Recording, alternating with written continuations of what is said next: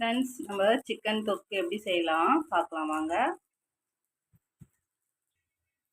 First எண்ணெயை ஊற்றி பெருஞ்சீரகம், பட்டை, இலை அது மட்டும் போட்டுக்கலாம். பொரிஞ்சு வந்துச்சு. அதுக்கப்புறம் நம்ம இஞ்சி பூண்டு பேஸ்ட்டு போட்டுக்கலாம். அதுக்கு வெங்காயம் போட்டுக்கலாம். வெங்காயத்தை போட்டு நல்லா வதக்கிக்கலாம். வெங்காயம் வதங்கிறதுக்கு கொஞ்சம் உப்பு போட்டுக்கலாம். வெங்காயம் நல்லா வதங்கிடுச்சு. இப்போ தக்காளி போட்டு மூடி வச்சுக்கலாம்.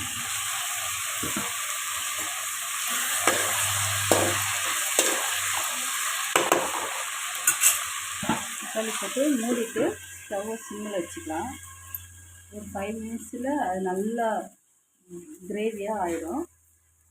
நம்மளுக்கு கேஸும் நம்மளுக்கு சேவ் ஆகும். அது பாருங்கள், நல்லா வதங்கி வந்துச்சு. நல்லா தொக்கு கிரேவியாக ஆகிடுச்சு. இப்போ நம்ம சிக்கனை போட்டுக்கலாம். சிக்கனை 4 வாட்டி வாஷ் பண்ணி வச்சுருக்கேன். இப்போ சிக்கனை சேர்த்துக்கலாம்.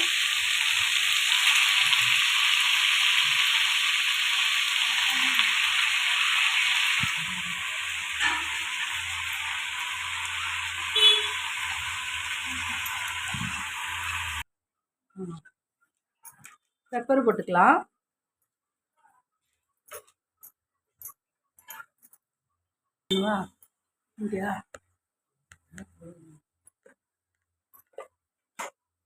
வீட்டில் அரைச்ச குழம்பு மிளகாத்தூள் கொஞ்சம் சேர்த்துக்கலாம்.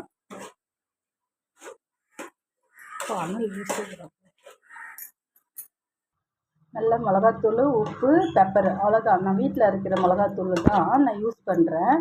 அதுலேயும் நான் எல்லா மசாலாவும் மிக்ஸ் பண்ணுறதுனால நான் எதுவுமே சிக்கன் மசாலா, மட்டன் மசாலா எதுவுமே நான் யூஸ் பண்ண மாட்டேன். வெறும் பெப்பர் மட்டும் தான் போடுவேன். எந்த ஒரு நான்வெஜ் செஞ்சாலும் நான் மசாலா, கரம் மசாலா அது எதுவுமே யூஸ் பண்ண மாட்டேன். உங்களுக்கு வேணும்னா நான் சேல்ஸ் பண்ணுறேன் மிளகாத்தூள். வேணும்னா ஆர்டர் பண்ணிக்கோங்க.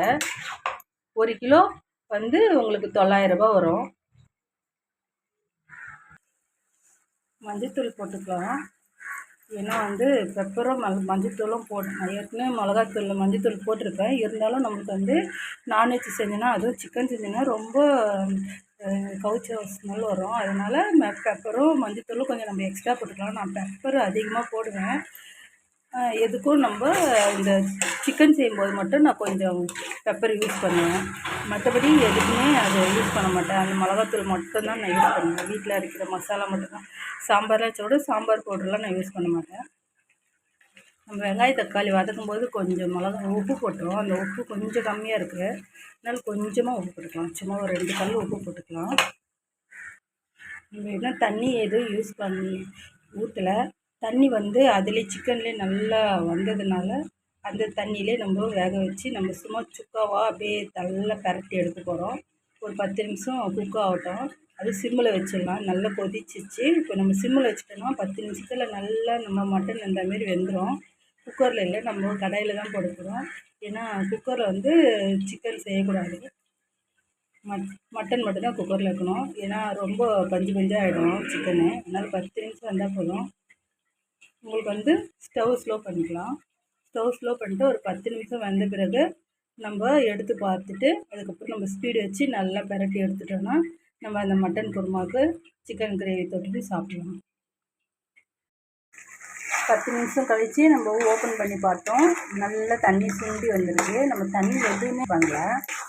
ஸ்பீடு நம்ம இப்போ நம்மளுக்கு தேவையான அளவுக்கு ட்ரை பண்ணி எடுத்துக்கலாம்.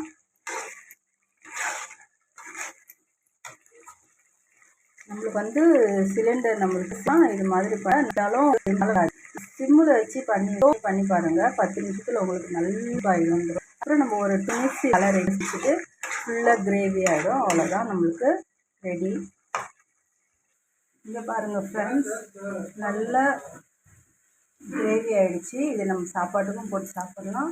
நம்ம இதில் அப்படியே மட்டன் குழம்புக்கு இது தொட்டோன்னு சாப்பிட்லாம். கிரேவி மாதிரி வந்துச்சு. அவ்வளோதான், நம்ம ஆஃப் பண்ணிடலாம்.